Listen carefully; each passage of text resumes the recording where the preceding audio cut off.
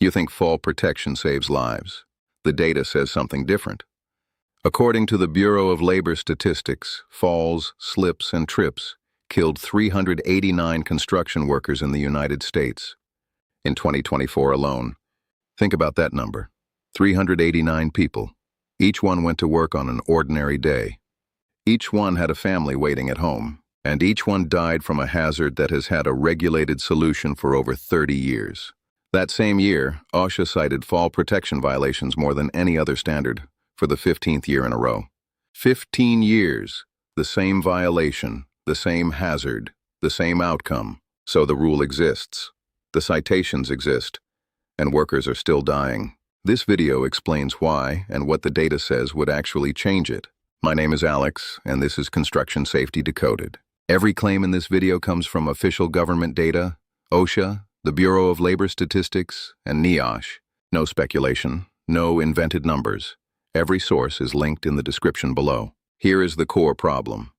Fall protection, OSHA Standard 1926.502T, has existed since 1994. It requires fall protection at heights of 6 feet or more on construction sites. 6 feet, roughly the height of a standard door frame. It is not a new rule.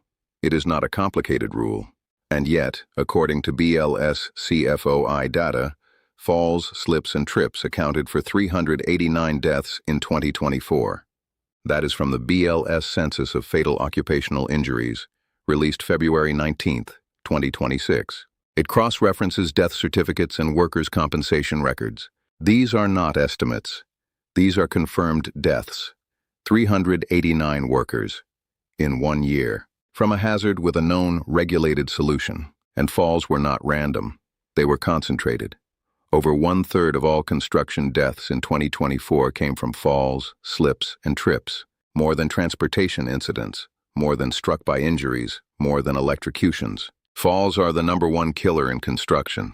They have been for decades, and the number has barely moved. So the question is not whether the rule exists. The question is why it is not working. In FY 2025, OSHA issued 5,914 citations for fall protection violations, Standard 1926.501. That is the single most cited OSHA standard in construction for 15 consecutive years. Every year, OSHA inspectors find workers without guardrails or harnesses.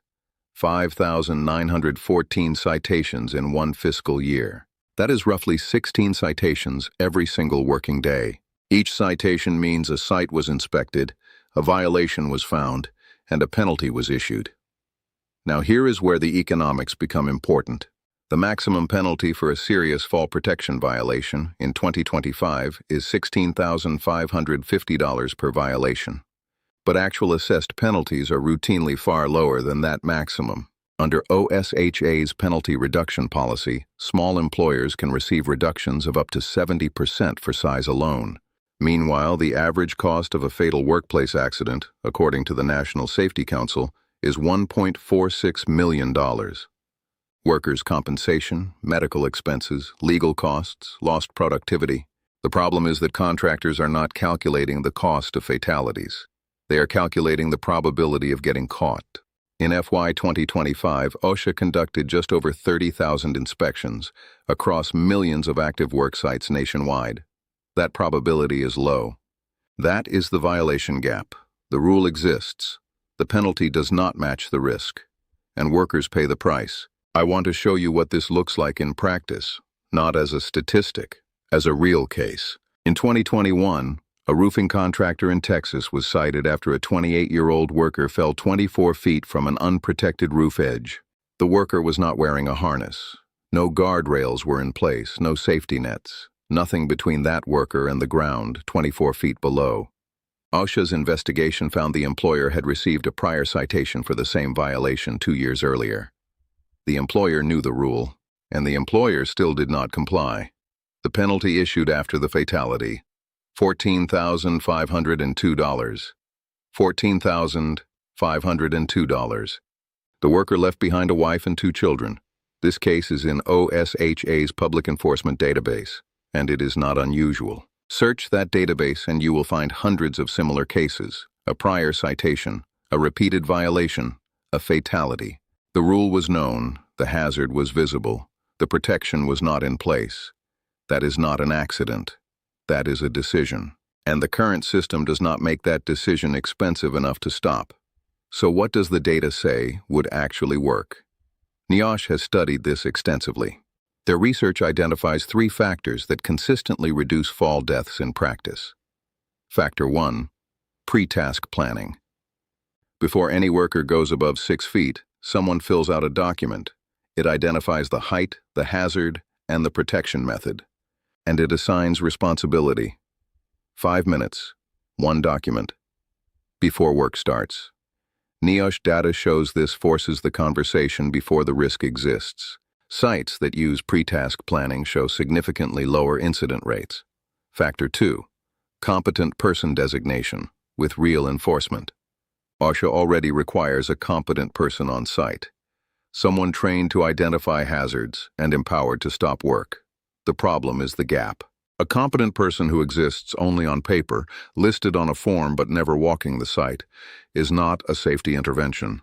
They are a compliance checkbox. NIOSH data shows that sites where competent persons actively enforce stop work authority have measurably lower fall rates. The rule requires the designation. Closing the gap between designation and real enforcement is the intervention. Factor 3. Penalty levels that reflect actual risk. In 2015, Congress passed the Inflation Adjustment Act. In 2016, OSHA raised its maximum serious violation penalty by approximately 78%. Between 1991 and 2016, OSHA's maximum penalty stayed essentially flat, while the cost of construction increased. The fine lost its deterrent effect. The years following the 2016 increase showed a decline in fall fatalities in federally regulated states. Correlation is not causation, but the pattern is consistent. 389 workers died from falls in construction in 2024. That number is down 7.5% from 2023.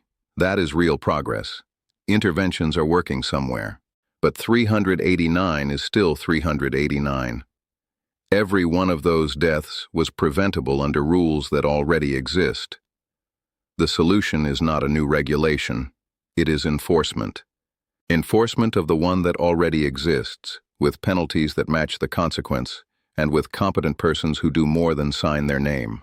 Now, before you move on, we do the 3-step safety check. Every video on this channel ends here, because information without action is useless. Go through the hazards in your mind right now. Which ones exist at your site today, not which ones could exist. Which ones do exist today. Think about every surface above 6 feet, every roof edge, every floor opening. Is there a guardrail? Is there a harness? Is there a net? Be honest. Because the workers around you need you to be honest. For each hazard you identified, who owns the fix? In most jurisdictions, the employer is responsible. But supervisors have a duty to report, and workers have a right to refuse work they genuinely believe is unsafe. Know your rights. Use them. Step 3. Take action. Do not wait for someone else to fix a hazard you can see right now. If you are a supervisor, document the hazard today. Issue a corrective action. If you are a worker, report in writing. Even a text message creates a record. If the hazard is immediate and serious, stop work. That right exists. Use it. If you get no response, file a complaint. OSHA.gov, hse.gov.uk, or your local authority. Every one of those systems allows anonymous reporting. Use them. 389 workers, 1 year, a rule that already exists. If this video gave you something useful, subscribe. No speculation, just the information you need. This is Construction Safety Decoded. I'll see you in the next one.